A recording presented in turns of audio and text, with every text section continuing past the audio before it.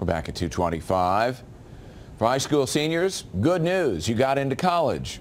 For the parents of those seniors, some bad news. Those student loans that you may have to take off are going to cost more because Congress has raised interest rates almost 1% higher they could be than in years past, and that, freshmen, could cost you more than $1,000 in additional interest over the 4-year life or over the life of the loans for 4 years of college.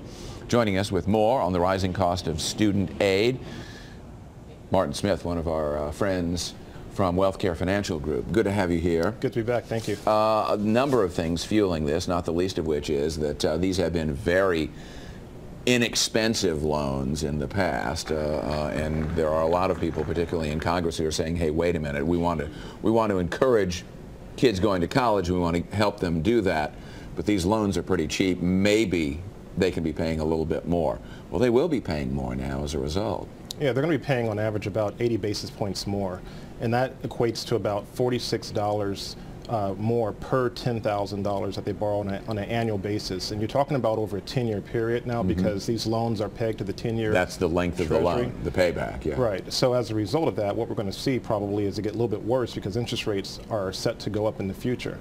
And you think about it, in the last, year or two, about 7 million undergraduate students in the year 2012 through 14 has taken out Stafford loans, subsidized loans. So there's a big population out there that are carrying these loans around.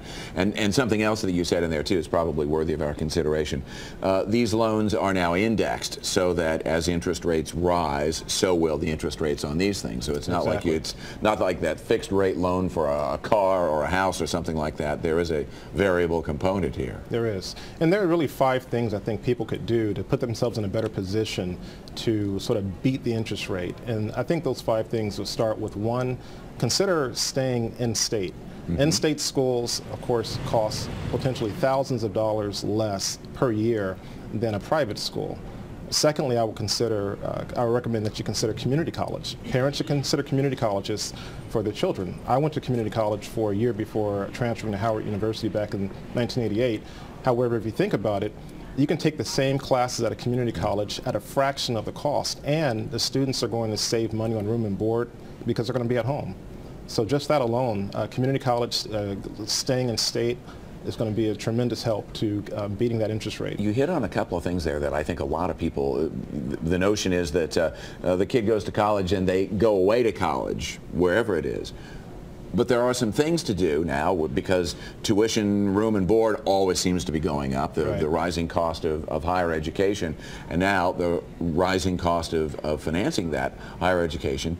Consumers need to be a little more vigilant and a little more creative in how they spend their money, if you will. Right. And on that note, also, I would say work the web. You can work the web. Online enrollment is up 30% in the last 3 years. About 54% of parents prefer that their children take some courses online. You're going to save money on tuition, perhaps. You're going to save on commuting costs. So online enrollment, and also, be very aggressive and proactive looking for scholarships. You don't need straight A's to get scholarships. There's all kinds of scholarships available for various types of students, but you have to go out and look for them. And lastly, I would say is focus on 4.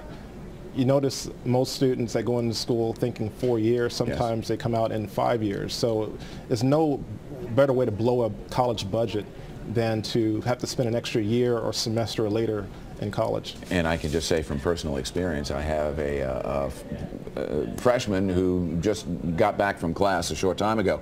The reason that we picked the school we did is that they, from the moment we walked in there for the welcome to the Longwood campus, was we aim to get your kid done in 4. And I think that's probably pretty smart marketing, particularly with the cost of education and financing going up.